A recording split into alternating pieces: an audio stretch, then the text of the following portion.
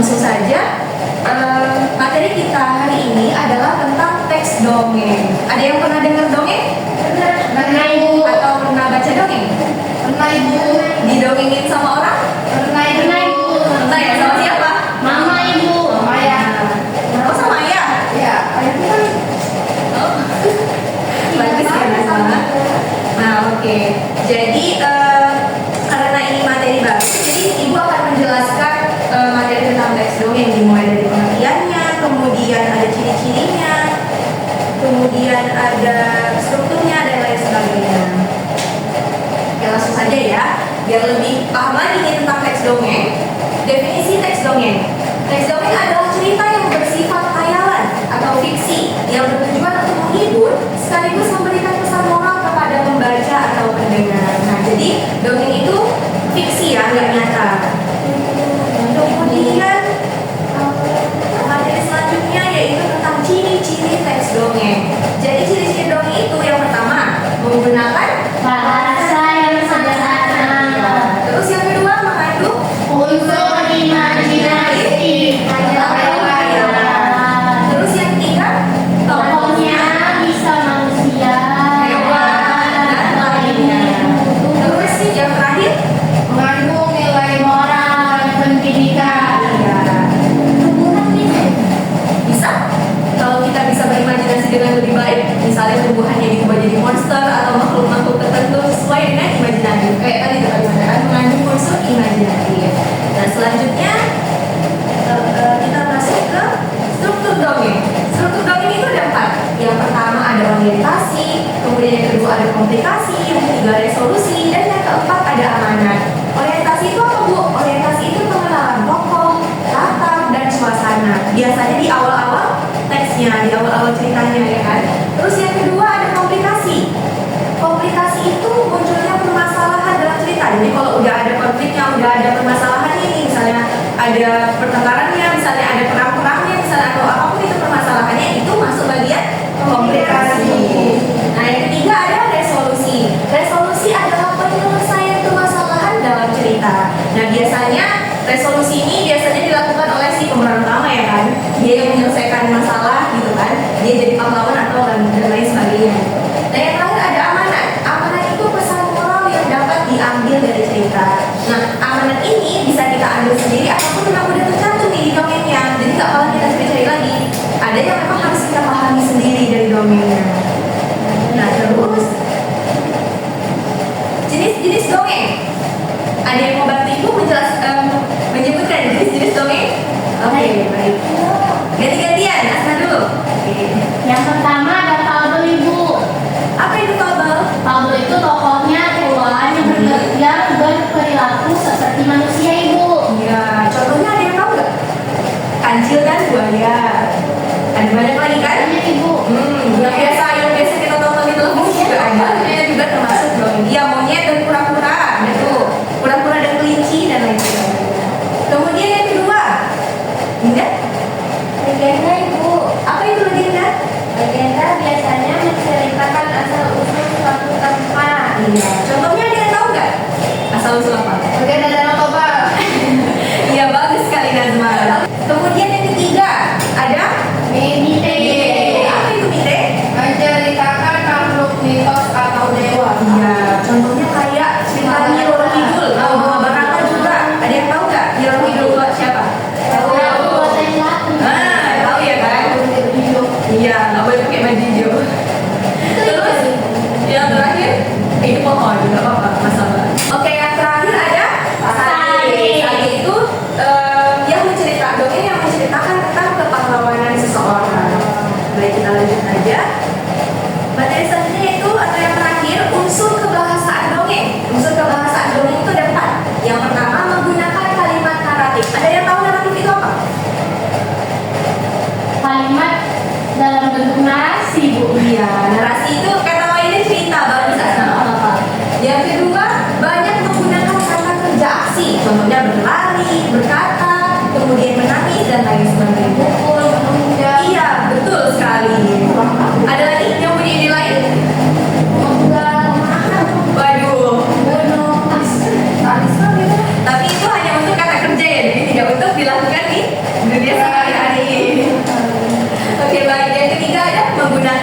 Kata hubung yang dimaksud itu kata hubung waktu, contohnya seperti kemudian, setelah itu, tiba-tiba, dan lain sebagainya. Yang terakhir, menggunakan dialog langsung antar tokoh-tokohnya.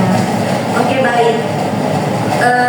Tadi Ibu udah jelaskan ini kan, ada pengertian, kemudian ciri-ciri, ada unsur, dan kemudian tadi ada jenis-jenis. Nah, sebelum kita masuk ini ke contoh dongengnya, ada yang mau ditanyain nggak? Atau udah mulai ngantuk ya? Ada yang mau ditanyakan? Nggak ada, Bu. Oke, berarti Ibu udah paham nih ya? Kami semua paham, Bu. Alhamdulillah. Oke, kita lanjut ke contoh dari dongeng itu sendiri. Saya mau bagikan dulu aja kertasnya ya. Tapi nanti ini kita kerjakannya per kelompok nanti aja. Tapi nggak apa kita bagi sekarang. Baik, Ibu.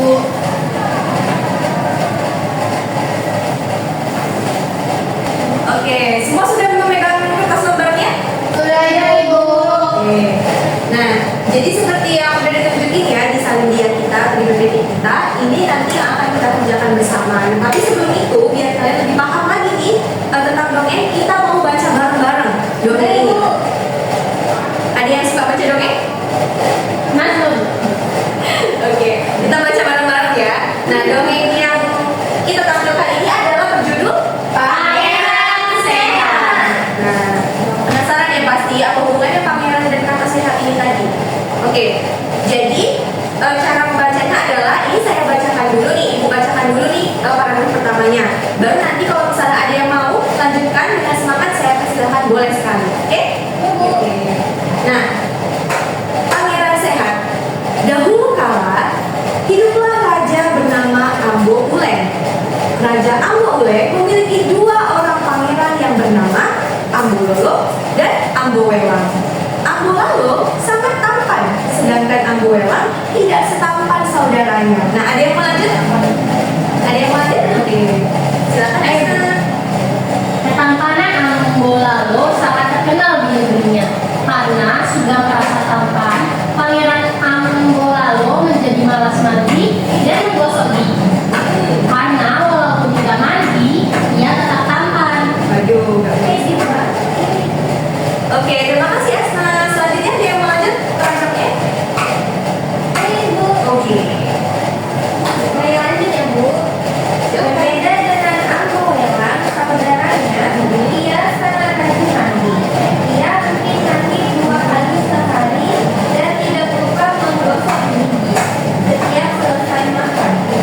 Siapapun yang berdekatan dengannya akan merasa sangat senang karena badan dan nafasnya harum. selanjutnya ini yang agak murung-murung ini dulu coba lanjutkan.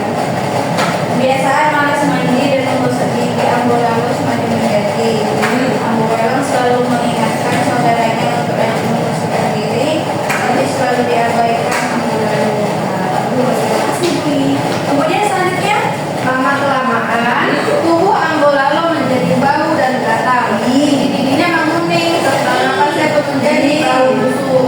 Ambo Lalo pun jatuh sakit. Tapi kerajaan mengobati Ambo Lalo, sang tabib mengobati sampai sembuh. Dan berpesan, jika ingin sehat, maka rajin-rajinlah mencuci tangan, mandi dan menggosok gigi. Ambo Lalo mengikuti saran sang tabib. Badannya semakin segar dan giginya tidak sakit lagi. Ia berjanji akan merawat kesehatan tubuhnya. bagus. Tepuk tangan dulu kita semua. Ini yang aku pakai. Iya, bagus sekali. Nah, udah kita baca bareng-bareng nih kan dongeng yang tentang Pangeran Sehat. Tadi ada dua ya kan pangerannya, terus yang satu tampan, yang satu nggak setampan saudaranya, kemudian yang satu rajin mandi, yang satu nggak mau gosok gigi, yang mau mandi. Iya,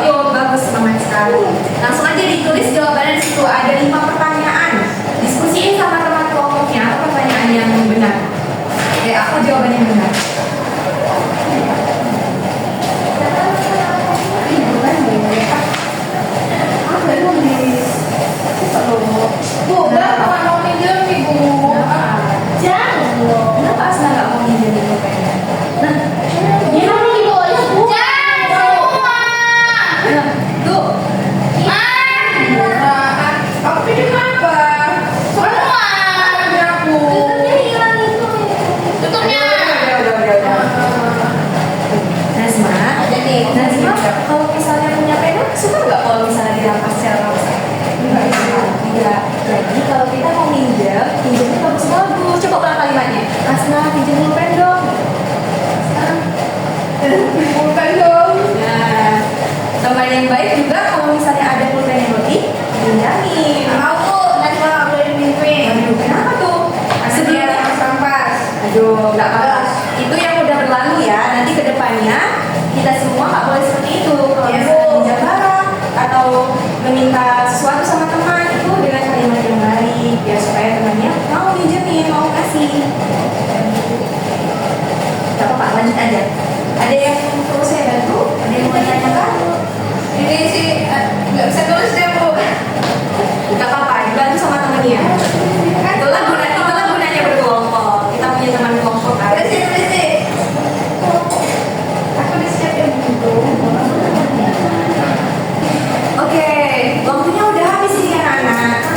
Jadi berhenti menulis ya, berhenti menulis. Nah selanjutnya tolong harap suaranya. Saya hitung 1, 2, 3 tidak ada suara lagi ya. 1, 2, 3. Nah selanjutnya akan ada kelompok nih yang presentasi. Kalian sampaikan apa jawabannya yang kalian tulis dan diskusikan dengan teman kalian. Untuk kelompok yang presentasi, ada yang mau? Kalian dong. Jangan nggak usah jalan kita ya. Nah, bagus ya Dwi, ada rasa ingin membantu teman sekelompok yang lain. Tapi dia menghina Bu. Oh iya ya, seharusnya kalimatnya harus lebih lembut lagi Dwi. Iya. Kami saja Bu, karena Asna tidak bisa berjalan. Aku sakit hati. Tuh, siapakah nama tokoh dalam dongeng tersebut? Iya. Pangeran Ambalalo dan Abuela. Yang kedua, mengapa pangeran Ambalalo sakit gigi? Karena malas mandi dan sikat gigi. Usut gigi apa juga? Yang ketiga, mengapa pangeran Ambalalo kulitnya gatal-gatal? Karena malas mandi kayak Asna. Yang keempat, Dwi, nggak boleh kayak gitu ya. ayo, cepat. Bukan, nggak tahan aku. Bagaimana kamu yang menjaga kesehatan tubuhnya? Dengan mandi 2 kali sehari dan rutin menggosok gigi sesudah makan. Yang kelima, terakhir. apa pesan yang diberikan dari dongeng tersebut? Jangan malas mandi dan sikat gigi. Kalau aku gini, rajinlah mandi agar sehat dan badannya tidak gatal-gatal. Giginya juga ikut. Iya dong. Kalian apa? Nah oke, hari ini jawaban dari kelompok Dwi dan Dinda ya.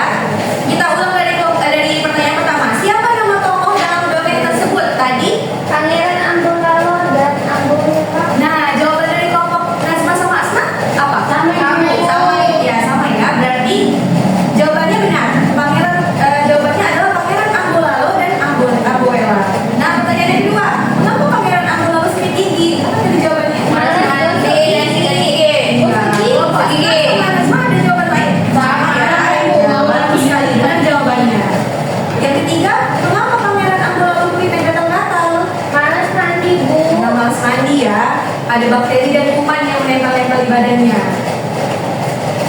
Yang keempat, bagaimana Abuela menjaga kesehatan tubuhnya?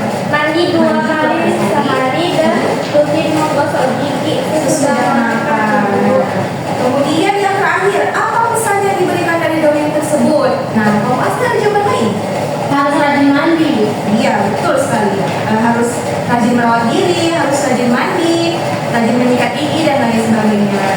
Nah, jadi saya harap ini bukan hanya sekedar dongeng ya kan, kita terapkan nih dalam kehidupan kita sehari-hari. Kita rajin mandi, rajin membersihkan diri, rajin menyikat gigi. Rajin menyikat gigi yang dimaksud juga jangan selalu menyikat gigi aja 2 jam sekali menyikat gigi, enggak gitu ya. Kita setiap sudah makan, sudah sarapan atau pagi sebelum sarapan, kemudian sebelum tidur kita menggosok gigi.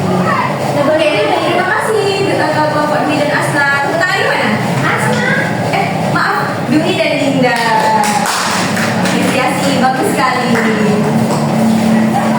Bagus sekali semuanya ya. Terima kasih sudah menjawab pertanyaan yang baik. Oke. Nah, dari semua materi yang kita bahas ya, dari pengertian, hadiah, ciri-ciri,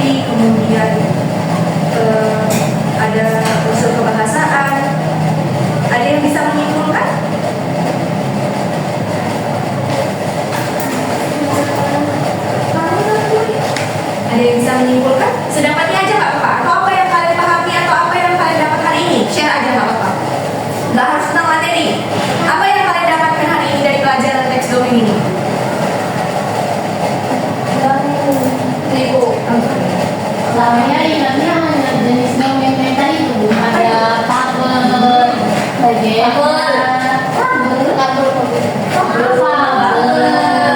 legenda, mitos, dan sajin. Iya, bagus sekali. Oh iya, Ya, mite. iya. Komite. Habis itu nih tahu. Nggak apa-apa, sama. Tepuk tangannya dulu. Bahasa Oke.